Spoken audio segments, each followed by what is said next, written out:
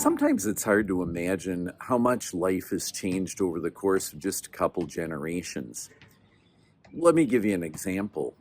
One of my seminary professors quoted one of his seminary professors, so that's only two generations prior.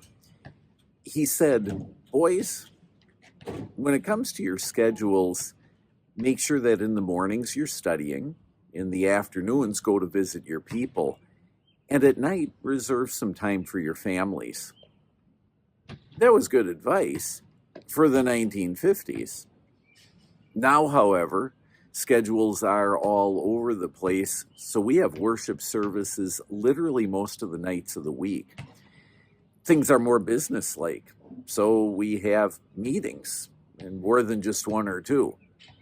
And a nice development, we have Bible classes at a variety of times. All of that means that the days of a pastor having his office at his home, those are over.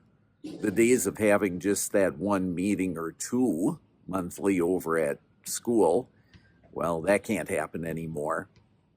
And the days of meeting for the one Bible class in the sanctuary where you can hardly really visit with one another, those days are over too. We need our office building. We need our parish center. Our parish center was built in the year 1987. The original church sanctuary was knocked down.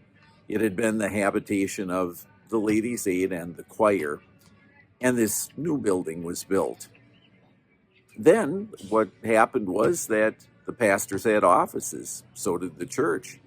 There were places for meetings and for Bible classes.